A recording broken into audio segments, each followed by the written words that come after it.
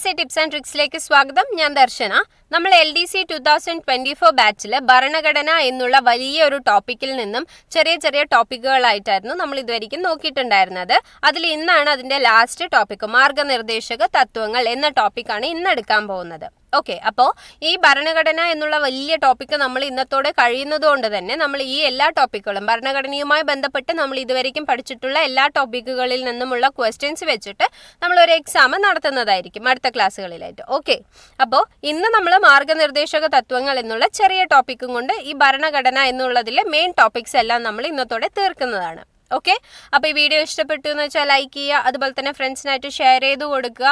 അതുപോലെ ഈ വീഡിയോനെ കുറിച്ചുള്ള നിർദ്ദേശങ്ങളും കമൻസും എല്ലാം കമൻറ്റ് ബോക്സിൽ അറിയിക്കുക.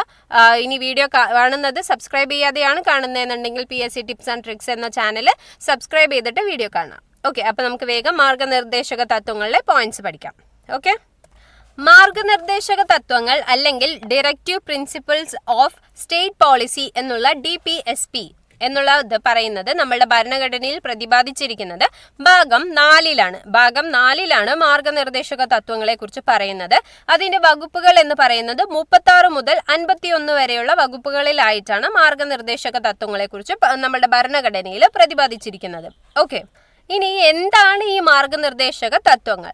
മാർഗനിർദ്ദേശക തത്വങ്ങൾ എന്നുകൊണ്ട് ഉദ്ദേശിക്കുന്നത് നമ്മളുടെ ഭരണഘടനാ നിർമ്മാതാക്കള് നമ്മളുടെ ഭരണകൂടത്തിന് നൽകുന്ന ഉപദേശങ്ങൾ അല്ലെങ്കിൽ നിർദ്ദേശങ്ങളെയാണ് നമ്മൾ മാർഗനിർദ്ദേശക തത്വങ്ങൾ എന്ന് പറയുന്നത്. ഭരണഘടനാ നിർമ്മാതാക്കള് ഭരണകൂടത്തിന് എങ്ങനെയൊക്കെ ഭരിക്കണം എന്നുള്ളതിന് കൊടുക്കുന്ന ഉപദേശങ്ങൾ അല്ലെങ്കിൽ നിർദ്ദേശങ്ങളാണ് മാർഗനിർദ്ദേശക തത്വങ്ങളായിട്ട് ഭരണഘടനയിൽ ഉൾപ്പെടുത്തിയിരിക്കുന്നത്. ഓക്കെ, ഇനി അവർ എന്തിനാണ് ഇങ്ങനെ മാർഗനിർദ്ദേശക തത്വങ്ങൾ അല്ലെങ്കിൽ അവർക്ക് ഈ നിർദ്ദേശങ്ങൾ കൊടുക്കുന്നത് എന്ന് ചോദിച്ചാൽ അതിന് മെയിനായിട്ട് 2 ലക്ഷ്യങ്ങളാണ് ഉള്ളത്. ഓക്കെ, ഒന്ന്, നമ്മളുടെ എല്ലാ പൗരന്മാർക്കും അല്ലെങ്കിൽ സമൂഹത്തിലെ ഓരോ അംഗത്തിനും സാമൂഹികവും സാമ്പത്തികവും രാഷ്ട്രീയവുമായ നീതി ഉറപ്പുവരുത്താനായിട്ടാണ്. സമൂഹത്തിലെ ഓരോ അംഗത്തിനും അല്ലെങ്കിൽ ഓരോ പൗരനും സാമൂഹികവും സാമ്പത്തികവും രാഷ്ട്രീയവുമായ നീതി ഉറപ്പാക്കാൻ വേണ്ടിയിട്ടും അതുപോലെ തന്നെ ഇന്ത്യയെ ഒരു ക്ഷേമരാഷ്ട്രമായി പടുത്തുയർത്തുക എന്ന 2 ലക്ഷ്യം വെച്ചിട്ടാണ് നമ്മളുടെ ഭരണഘടനാ നിർമ്മാതാക്കൾ ഭരണകൂടത്തിന് ഈ മാർഗനിർദ്ദേശക തത്വങ്ങൾ എന്നത് കൊടുത്തിരിക്കുന്നത്. ഓക്കെ, എന്തിനു വേണ്ടിയിട്ടായിരുന്നു? സമൂഹത്തിലെ ഓരോ അംഗത്തിനും സാമൂഹികവും സാമ്പത്തികവും രാഷ്ട്രീയവുമായ നീതി ഉറപ്പുവരുത്താനും അതുപോലെ തന്നെ ഇന്ത്യ ഒരു ക്ഷേമരാഷ്ട്രമാക്കി പടുത്തുയർത്താനുമായിട്ട്. ഇനി ഇന്ത്യ ഈ മാർഗനിർദ്ദേശക തത്വങ്ങൾ എന്ന ആശയം കടമെടുത്തിരിക്കുന്നത് അയർലൻഡിൽ നിന്നാണ്. ഐറിഷ് ഭരണകൂടത്തിൽ നിന്നാണ് അല്ലെങ്കിൽ ഐറിഷ് ഭരണഘടനയിൽ നിന്നാണ് മാർഗനിർദ്ദേശക തത്വങ്ങൾ എന്നത് ഇന്ത്യ കടം കൊണ്ടിരിക്കുന്നത്. പക്ഷെ മാർഗനിർദ്ദേശങ്ങൾ എന്ന ആശയം ആദ്യമായി ഭരണഘടനയിൽ കൊണ്ടുവന്നത് രാജ്യം സ്പെയിനാണ്. ഓക്കെ, സ്പെയിൻ എന്ന രാജ്യമാണ് ആദ്യമായിട്ട് ഭരണഘടനയിലെ മാർഗനിർദ്ദേശക ഉൾപ്പെടുത്തിയത്. പക്ഷെ നമ്മൾ സ്വീകരിച്ചിരിക്കുന്നത് അയർലൻഡിന്റെ ഭരണഘടനയിൽ നിന്നാണ് നമ്മൾ മാർഗനിർദ്ദേശക തത്വങ്ങളെ ഇന്ത്യൻ ഭരണഘടനയിലേക്ക് കടമെടുത്തിരിക്കുന്നത്. ഓക്കെ, ഇനി മാർഗനിർദ്ദേശക തത്വങ്ങൾ ഇന്ത്യൻ ഭരണഘടനയിൽ വേണം എന്നതിന് പ്രേരണയായ കുറച്ച് കാര്യങ്ങളാണ് നമ്മളുടെ അമേരിക്കൻ സ്വാതന്ത്ര്യ പ്രഖ്യാപനവും അതുപോലെ തന്നെ ഫ്രഞ്ച് മനുഷ്യാവകാശ പ്രഖ്യാപനവും അതുപോലെ UN മനുഷ്യാവകാശ പ്രമാണം, സോഷ്യലിസ്റ്റ് ആശയങ്ങൾ, ഉദാരവാദ തത്വങ്ങൾ, ഗാന്ധിയൻ ആദർശങ്ങൾ എന്നിവയെല്ലാം നമ്മളുടെ ഭരണഘടനയിലെ ഒരു മാർഗനിർദ്ദേശക തത്വങ്ങൾ വേണം എന്നതിനുള്ള ഒരു പ്രേരണയായിരുന്നു. പക്ഷെ നമ്മൾ കടമെടുത്തിരിക്കുന്നത് അയർലൻഡിന്റെ ഭരണഘടനയിൽ നിന്നാണ് നമ്മുടെ മാർഗനിർദ്ദേശക തത്വങ്ങൾ കടമെടുത്തിരിക്കുന്നത്. നമ്മൾ നേരത്തെ പറഞ്ഞിരുന്നു ഒരു പൗരന്റെ കടമകളാണ് മൗലിക കടമകൾ എന്ന് പറഞ്ഞിട്ടുണ്ടായിരുന്നല്ലോ. അപ്പം നമ്മളുടെ ഈ മാർഗനിർദ്ദേശക തത്വങ്ങൾ എന്ന് പറയുന്നത് അത് സ്വീകരിക്കേണ്ടത് രാഷ്ട്രത്തിന്റെ കടമയാണ്. മൊത്തം രാഷ്ട്രത്തിന്റെ കടമയാണ് നിർദ്ദേശക തത്വങ്ങളെ സ്വീകരിക്കണം എന്നുള്ളത്. ഇനി ഓർത്തു വെക്കേണ്ട വേറൊരു പോയിന്റാണ് 1935 ഗവൺമെന്റ് ഓഫ് ഇന്ത്യയിലെ ഇൻസ്ട്രുമെന്റ് ഓഫ് ഇൻസ്ട്രക്ഷൻ എന്ന ഭാഗത്തിന് തുല്യമായതാണ് മാർഗനിർദ്ദേശക തത്വങ്ങൾ. 1935 ഗവൺമെന്റ് ഓഫ് ഇന്ത്യ ആക്ടിലെ ഇൻസ്ട്രുമെന്റ് ഓഫ് ഇൻസ്ട്രക്ഷൻ എന്ന ഭാഗത്തിന് തുല്യമാണ് മാർഗനിർദ്ദേശക തത്വങ്ങൾ. ഇനി മാർഗനിർദ്ദേശക തത്വങ്ങൾ എന്നിവ നമ്മളുടെ ഭരണഘടനയുടെ 37-ാം വകുപ്പ് അനുസരിച്ചിട്ട് ന്യായവാദത്തിന് അർഹമല്ല. ഓക്കെ, ഇത് നമുക്ക് കോടതിയിലൂടെ സ്ഥാപിച്ചെടുക്കാൻ കഴിയില്ല.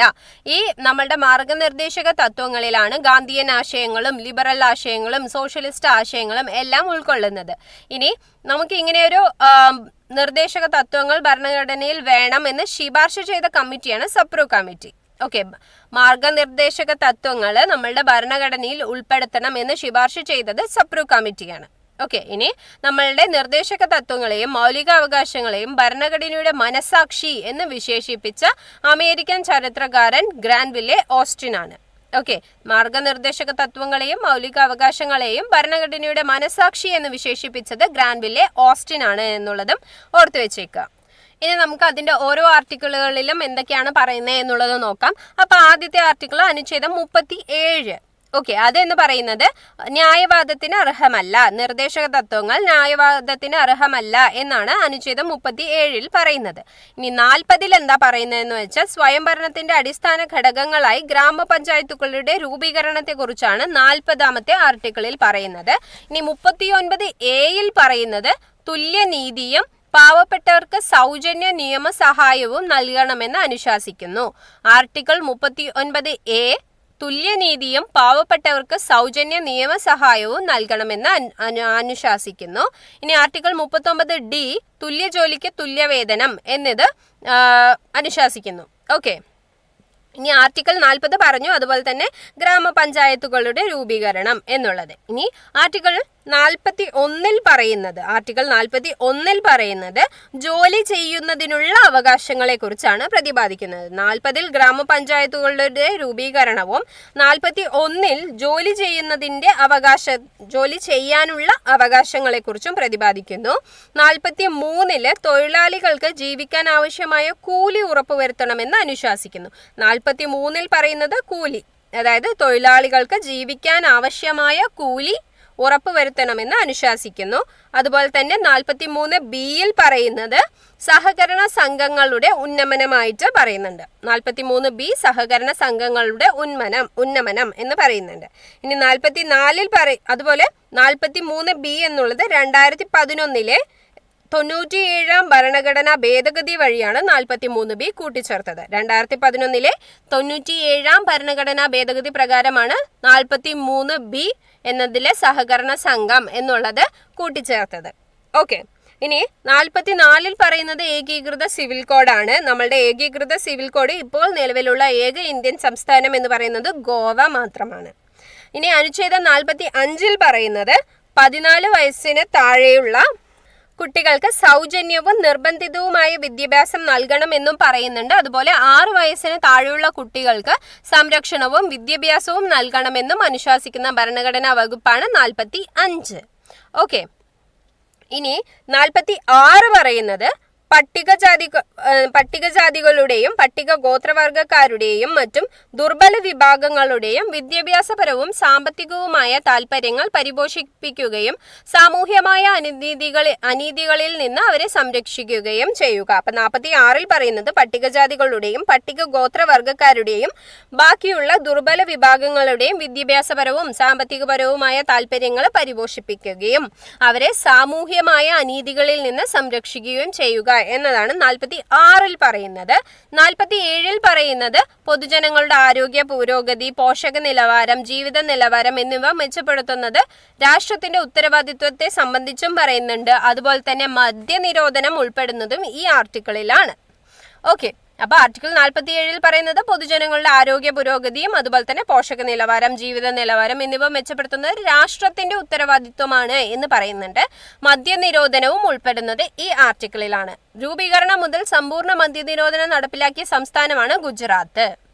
ഓക്കെ, ഇനി 48 പറയുന്നത് ഗോവധ നിരോധനവും അതുപോലെ മൃഗസംരക്ഷണവുമാണ് 48 പറയുന്നത്. ഇനി ഗോവധ നിരോധന നിയമം നടപ്പിലാക്കിയ ആദ്യ ഇന്ത്യൻ സംസ്ഥാനവും ഗുജറാത്ത് തന്നെയാണ്. ഓക്കെ, ഇനി ആ 48-ൽ തന്നെ 48A പറയുന്നത് വനം, വന്യമൃഗ സംരക്ഷണവും പ്രകൃതിയുടെ ഉന്നമനവും സംരക്ഷണത്തെയും കുറിച്ച് പരാമർശിക്കുന്നു. 48-ൽ ഗോവധ നിരോധനം, മൃഗസംരക്ഷണത്തെക്കുറിച്ച് പ്രതിപാദിക്കുന്നു. 48A വനം, വന്യമൃഗ സംരക്ഷണവും പ്രകൃതിയുടെ ഉന്നമനവും സംരക്ഷണവും ഉൾപ്പെടുന്നു. ഇനി 49-ൽ ദേശീയ പ്രാധാന്യമുള്ള വസ്തുക്കളുടെയും സ്ഥലങ്ങളുടെയും ചരിത്ര സ്മാരകങ്ങളുടെയും സംരക്ഷണം. 49-ൽ ദേശീയ പ്രാധാന്യമുള്ള വസ്തുക്കളുടെയും സ്ഥലങ്ങളുടെയും ചരിത്ര സ്മാരകങ്ങളുടെയും സംരക്ഷണമാണ് 49-ൽ പറയുന്നത്. ആർട്ടിക്കിൾ 50-ൽ പറയുന്നത് നീതിന്യായ വിഭാഗത്തിന്റെ കാര്യനിർവഹണ വിഭാഗത്തിൽ നിന്ന് വേർതിരിക്കണമെന്ന് അനുശാസിക്കുന്ന ഭരണഘടനാ വകുപ്പാണ് ആർട്ടിക്കിൾ 50. നീതിന്യായ വിഭാഗത്തെ കാര്യനിർവഹണ വിഭാഗത്തിൽ നിന്ന് വേർതിരിക്കണം എന്ന് അനുശാസിക്കുന്ന ഭരണഘടനാ വകുപ്പാണ് ആർട്ടിക്കിൾ 50. ഇത് ഇച്ചിരി ഇമ്പോർട്ടൻ്റ് ആയിട്ടുള്ള ആർട്ടിക്കിളാണ്. ഇനി ആർട്ടിക്കിൾ 51 പറയുന്നത് അന്താരാഷ്ട്ര സമാധാനത്തിന്റെയും സുരക്ഷയുടെയും ഉന്നമനമാണ് ആർട്ടിക്കിൾ 51 പ്രതിപാദിക്കുന്നത്. ഓക്കെ, ഇനി മാർഗനിർദ്ദേശക തത്വങ്ങളെ കുറിച്ച് കുറച്ച് വിശേഷണങ്ങളുണ്ട്. കുറച്ച് പേര് അതിനെക്കുറിച്ച് കുറച്ച് വിശേഷിപ്പിച്ചിട്ടുണ്ട്. അത് ഏതൊക്കെയാണെന്ന് നോക്കാം. ആദ്യമായിട്ട് ഒരു ബാങ്കിന്റെ സൗകര്യാനുസരണം മാറ്റി നൽകാനാകുന്ന ഒരു ചെക്ക് എന്ന് പറഞ്ഞത് KT ഷാ ആണ്. അതായത് മാർഗനിർദ്ദേശക തത്വങ്ങളിൽ നമ്മളിപ്പോൾ പറഞ്ഞിട്ടുള്ള ആർട്ടിക്കിളുകളിൽ കുറെ കാര്യങ്ങൾ പറയുന്നുണ്ട്. പക്ഷെ ഇതൊന്നും എന്തായി വന്നിട്ടില്ല, നിയമമായി വന്നിട്ടില്ല. ഇപ്പൊ പഞ്ചായത്തുകളുടെ രൂപീകരണം എന്നുള്ളത് നമ്മളുടെ ഭരണഘടന ഉണ്ടാക്കുമ്പോൾ തന്നെയുള്ളതാണ്. പക്ഷെ അതിനെല്ലാം എത്രയോ വർഷങ്ങൾക്ക് ശേഷമാണ് നമ്മളുടെ പഞ്ചായത്തുകളുടെ രൂപീകരണം സംബന്ധിച്ചിട്ടുള്ള കാര്യങ്ങൾ നടപ്പിലാക്കിയത്. ഓക്കെ, ഏകീകൃത സിവിൽ കോഡിന്റെ കാര്യം ഇപ്പോഴും വേറെ ഏത് സംസ്ഥാനങ്ങളിലും വന്നിട്ടുമില്ല. ഓക്കെ, അപ്പൊ അങ്ങനെയുള്ള കാര്യങ്ങൾ ഇവിടെ എല്ലാം പറഞ്ഞു വെച്ചിട്ടുണ്ട്. പക്ഷെ അത് നമ്മളുടെ സൗകര്യാനുസരണം അല്ലെങ്കിൽ ഗവൺമെന്റിന്റെ സൗകര്യാനുസരണം മാത്രമാണ് അത് നടപ്പിലാക്കുന്നത്. അതുകൊണ്ടാണ് KT ഷാ അങ്ങനെ വിശേഷിപ്പിച്ചത്. ഒരു ബാങ്കിന്റെ സൗകര്യാനുസരണം നൽകാനാകുന്ന ഒരു ചെക്ക് എന്ന് മാർഗനിർദ്ദേശക തത്വങ്ങളെ കുറിച്ച് KT ഷാ പറയാനായിട്ട് കാരണം. ഇനി ആഗ്രഹങ്ങളുടെയും ലക്ഷ്യങ്ങളുടെയും ഒരു വിളംബര പത്രിക എന്ന് അതിനെ KC വയർ വിശേഷിപ്പിച്ചു. ആഗ്രഹങ്ങളുടെയും ലക്ഷ്യങ്ങളുടെയും ഒരു വിളംബര പത്രിക എന്നാണ് KC വയർ മാർഗനിർദ്ദേശക തത്വങ്ങളെ വിശേഷിപ്പിച്ചത്. ഇനി TT കൃഷ്ണമാചാരി വിശേഷിപ്പിച്ചത് മനോവികാരങ്ങളുടെ യഥാർത്ഥ ചവറ്റുവീപ്പ എന്നായിരുന്നു. മനോവികാരങ്ങളുടെ യഥാർത്ഥ ചവറ്റുവീപ്പ എന്നായിരുന്നു TT കൃഷ്ണമാചാരി പറഞ്ഞത്. ഇനി ഈ തത്വങ്ങളെല്ലാം മുഴുവനായി നമ്മുടെ നാട്ടിൽ നടപ്പിലാക്കാൻ സാധിച്ചാൽ നമ്മുടെ രാജ്യം ഭൂമിയിലെ ഒരു സ്വർഗമായി മാറുമെന്ന് പറഞ്ഞത് MC ചഗ്ലെ ആയിരുന്നു. അദ്ദേഹം മുൻ ചീഫ് ജസ്റ്റിസ് ഓഫ് ഇന്ത്യയും ആയിരുന്നു. ഓക്കെ, ഇനി നിർദ്ദേശക തത്വങ്ങളെ novel features of the Indian constitution എന്ന് വിശേഷിപ്പിച്ചത് BR അംബേദ്കറും ആയിരുന്നു. അപ്പൊ ഈ വിശേഷണങ്ങളൊക്കെ ഒന്ന് ഓർത്ത് വെച്ചിരിക്കുക. ഓക്കെ, ഇതുകൂടാതെ നമ്മൾ നേരത്തെ ഫസ്റ്റ് പറഞ്ഞിട്ടുണ്ടായിരുന്നു ഗാന്ധിയൻ ആശയങ്ങളെല്ലാം നമ്മൾ ഉൾക്കൊള്ളിച്ചിരിക്കുന്നത് ഈ മാർഗനിർദ്ദേശക തത്വങ്ങളിലാണ് എന്ന്. അങ്ങനെ ഗാന്ധിയൻ ആശയങ്ങൾ ഏതെല്ലാമാണ് നമ്മൾ മാർഗനിർദ്ദേശക തത്വങ്ങളിൽ ഉൾക്കൊള്ളിച്ചിട്ടുള്ള ചെറുത് എന്ന് ചോദിച്ചാൽ അത് ഗ്രാമപഞ്ചായത്ത് സംഘടിപ്പിക്കലും കുടിൽ വ്യവസായം പ്രോത്സാഹിപ്പിക്കലും ലഹരി വസ്തുക്കളുടെ നിരോധനവുമാണ് നമ്മൾ ഗാന്ധിയൻ ആശയങ്ങളിൽ നിന്ന് തിരഞ്ഞെടുത്തിട്ടുള്ള ചിലത്. ഓക്കെ, ഇനി ഇതിൽ പറയാൻ പറ്റുന്ന മറ്റൊരു പോയിന്റ് ആണ് തുല്യജോലിക്ക് പുരുഷന്മാർക്കും സ്ത്രീകൾക്കുമുള്ള തുല്യവേതനം ലഭിക്കാനുള്ള അവകാശം പറയുന്ന കറക്റ്റ് ആർട്ടിക്കിൾ 39D ആണ്. ഓക്കെ, 39-ലെ ഡിയിലാണ് തുല്യജോലിക്ക് പുരുഷന്മാർക്കും സ്ത്രീകൾക്കും തുല്യവേതനം എന്നുള്ള അവകാശം പറയുന്നത്. ഓക്കെ, അതുപോലെ 39A തുല്യനീതി, സൗജന്യ നിയമസഹായത്തിനുള്ള അവസരങ്ങൾ എന്നിവ ലഭിക്കുന്നതിനുള്ള അവകാശത്തെക്കുറിച്ച് പറയുന്നത്. ഓക്കെ, ഇനി നമ്മളുടെ മാർഗനിർദ്ദേശക തത്വങ്ങളുമായി ബന്ധപ്പെട്ട് കുറച്ച് കേസുകൾ നടന്നിട്ടുണ്ട്. അതിലെ ഒരു 4 കേസുകൾ ഏതൊക്കെയാണെന്ന് നോക്കാം. മൗലികാവകാശങ്ങൾക്കും നിർദ്ദേശക തത്വങ്ങൾക്കും ഇടയിൽ തർക്കം വന്നാൽ മൗലികാവകാശം നിലനിൽക്കും. അതായത് മൗലികാവകാശം വേണോ അതോ നിർദ്ദേശക തത്വങ്ങളും തമ്മിൽ ഒരു പ്രശ്നം വന്നു എന്ന് വെച്ചാൽ അതിലെ മൗലികാവകാശം മാത്രമേ നമ്മൾ കണക്കിലാക്കി എടുക്കുള്ളൂ എന്നാണ് സുപ്രീം കോടതി വിധിച്ചതാണ്. അതിന്റെ കേസാണ് ചമ്പകം ദൊരൈരാജൻ കേസ്. 1951 ചമ്പകം ദൊരൈരാജൻ കേസിലാണ് സുപ്രീം കോടതി ഇങ്ങനെ വിധിച്ചത്. അതായത് മൗലികാവകാശങ്ങൾക്കും നിർദ്ദേശക തത്വങ്ങൾക്കും ഇടയിൽ തർക്കം വന്നാൽ മൗലികാവകാശം നിലനിൽക്കും എന്ന് പറഞ്ഞത് 1951 ചമ്പകം ദൊരൈരാജൻ കേസിലാണ് പറഞ്ഞിരുന്നത്. ഇനി നിർദ്ദേശക തത്വങ്ങൾ നടപ്പിലാക്കാൻ വേണ്ടി മൗലികാവകാശങ്ങൾ ഭേദഗതി ചെയ്യാനാകില്ല എന്ന് സുപ്രീം കോടതി വിധിച്ച കേസ് ഗോലക്നാഥ് കേസ്. 1967 ഗോലക്നാഥ് കേസിലാണ് നിർദ്ദേശക തത്വങ്ങൾ നടപ്പിലാക്കാൻ വേണ്ടി മൗലികാവകാശങ്ങൾ ഭേദഗതി ചെയ്യാനാകില്ല എന്ന് സുപ്രീം കോടതി പറഞ്ഞത്. ഈ പറഞ്ഞ കേസിന്, അതായത് ഗോലക്നാഥിലെ കേസിലെ സുപ്രീം കോടതി വിധിയെ മറികടക്കാനായിട്ടായിരുന്നു നമ്മളുടെ പാർലമെന്റ് എന്ത് പാസ്സാക്കിയത്? ഒരു ഭരണഘടനാ ഭേദഗതി, 24ാം ഭേദഗതി പാസ്സാക്കി. നടപ്പിലാക്കിയതും അതുപോലെ 25-ാം ഭേദഗതിയും 24-ാം ഭേദഗതിയും 25-ാം ഭേദഗതിയും ഗോലഖ്നാഥ് കേസിലെ ഈ സുപ്രീം കോടതി വിധിയെ മറികടക്കാനായിട്ടായിരുന്നു. ഓക്കെ, ഇനി മൂന്നാമത്തെ കേസ് എന്ന് പറയുന്നത് മൗലികാവകാശങ്ങളും നിർദ്ദേശക തത്വങ്ങളും തമ്മിലുള്ള സന്തുലിതാവസ്ഥയുടെ അടിത്തറയിലാണ് ഇന്ത്യൻ ഭരണഘടന സ്ഥാപിക്കപ്പെട്ടത് എന്ന് സുപ്രീം കോടതി വിധിച്ചത് 1980-ലെ മിനർവ മിൽസ് കേസിലാണ്. 1980 മൗലികാവകാശങ്ങളും നിർദ്ദേശക തത്വങ്ങളും തമ്മിലുള്ള സന്തുലിതാവസ്ഥയുടെ അടിത്തറയിലാണ് ഇന്ത്യൻ ഭരണഘടന സ്ഥാപിക്കപ്പെട്ടത് എന്ന് സുപ്രീം കോടതി വിധിച്ചത്. ഓക്കെ, ഈ നമ്മുടെ മാർഗനിർദ്ദേശക തത്വങ്ങൾ നടപ്പിലാക്കണം എന്നുണ്ടെങ്കിൽ അതൊരു പ്രത്യേക നിയമനിർമ്മാണം വഴി മാത്രമാണ് നമുക്ക് മാർഗനിർദ്ദേശക തത്വങ്ങളെ നടപ്പിലാക്കാൻ കഴിയുള്ളൂ. ഓക്കെ, അതുപോലെ നമ്മളുടെ KT ഷാ പറഞ്ഞിരുന്നല്ലോ, അതായത് ഒരു ബാങ്കിന്റെ സൗകര്യാനുസരണം നൽകാനാകുന്ന ഒരു ചെക്ക് എന്ന് KT ഷാ വിശേഷിപ്പിച്ചു എന്ന് പറഞ്ഞല്ലോ. അതുപോലെ തന്നെ KT ഷാ പറഞ്ഞ മറ്റൊരു വാക്കാണ് പയസ് സൂപ്പർഫ്ലൂയിറ്റീസ് എന്ന് ഈ മാർഗനിർദ്ദേശക തത്വങ്ങളെ വിശേഷിപ്പിച്ചതും KT ഷാ തന്നെയാണ്. അതേപോലെ തന്നെ പയസ് ആസ്പിരേഷൻസ് എന്ന് പറഞ്ഞത് ഐവർ ജെന്നിങ്സ് ആണ്. ഓക്കെ, അപ്പോൾ ഇത് രണ്ടും കൂടി ഒന്ന് ഓർത്ത് വെച്ചേക്കുക. അപ്പോൾ ഇത്രയും പോയിന്റ്സ് ആണ് നമ്മുടെ മാർഗനിർദ്ദേശക തത്വങ്ങൾ എന്നുള്ള ഭാഗത്ത് നിന്ന് നമുക്ക് മെയിനായിട്ട് പഠിക്കാനുള്ളത്. ഓക്കെ, അപ്പോൾ ഇത് ചെറിയൊരു ടോപ്പിക് ആയിരുന്നു. അപ്പോൾ ഇത്രയും മാർഗനിർദ്ദേശക തത്വങ്ങളെക്കുറിച്ച് പഠിക്കുക. പിന്നെ ഇത് മാർഗനിർദ്ദേശക തത്വങ്ങളെക്കുറിച്ച് പഠിക്കുന്ന സമയത്ത് എങ്ങനെ പഠിക്കണം എന്ന് വെച്ചാൽ മാർഗനിർദ്ദേശക തത്വങ്ങളും നമ്മളുടെ മൗലികാവകാശങ്ങളും തമ്മിൽ കമ്പയർ ചെയ്തിട്ട് പഠിക്കുക. ഓക്കെ, രണ്ടും നമുക്ക് അവകാശങ്ങളാണ്, അല്ലെങ്കിൽ നമ്മളുടെ അവകാശങ്ങളാണ്. അപ്പോൾ മൗലികാവകാശങ്ങളെക്കുറിച്ചും നിർദ്ദേശക തത്വങ്ങളെക്കുറിച്ചും പഠിക്കുമ്പോൾ ഇത് രണ്ടെണ്ണത്തിനെയും കമ്പയർ ചെയ്തിട്ട് പഠിക്കാനായിട്ട് ശ്രമിക്കുക. ഓക്കെ, അപ്പോൾ ഇത്രയാണ് നമ്മളുടെ ഇന്നത്തെ ക്ലാസ്. അപ്പോൾ ഈ വീഡിയോ ഇഷ്ടപ്പെട്ടു എന്ന് വെച്ചാൽ ലൈക്ക് ചെയ്യുക, അതുപോലെ തന്നെ അഭിപ്രായങ്ങളും നിർദ്ദേശങ്ങളും എല്ലാം കമൻറ്റ് ചെയ്യുക, കൂട്ടുകാർക്കായിട്ട് ഇത് ഷെയർ ചെയ്ത് കൊടുക്കുക. PSC tips and tricks subscribe ചെയ്തിട്ടില്ല എന്നുണ്ടെങ്കിൽ അത് സബ്സ്ക്രൈബ് ചെയ്തിട്ട് ചാനലിനെ സപ്പോർട്ട് ചെയ്യുക. ഓക്കെ, അപ്പോൾ നാളെ നമുക്ക് ഈ ഭരണഘടനയുമായി ബന്ധപ്പെട്ടിട്ടുള്ള പോർഷൻസിൽ നിന്ന് നമ്മൾ ക്വസ്റ്റ്യൻസ് ഇടുന്നതാണ്. അപ്പോൾ അതിനായിട്ട് പ്രിപ്പയർ ചെയ്യുക. ഈ ഭരണഘടന മുഴുവൻ ഒന്ന് റിവൈസ് ചെയ്യുക. നമ്മൾ ഫസ്റ്റ് പഠിച്ചിട്ടുള്ള കോഷൻ കൂടി അതൊന്ന് ഓർത്തെടുക്കുക, ഒന്ന് റിവൈസ് ചെയ്യുക, അതങ്ങനെ വിട്ടുപോകരുത്. ഓക്കെ, അപ്പോൾ നാളത്തെ എക്സാമിനായിട്ട് പഠിക്കുക. താങ്ക്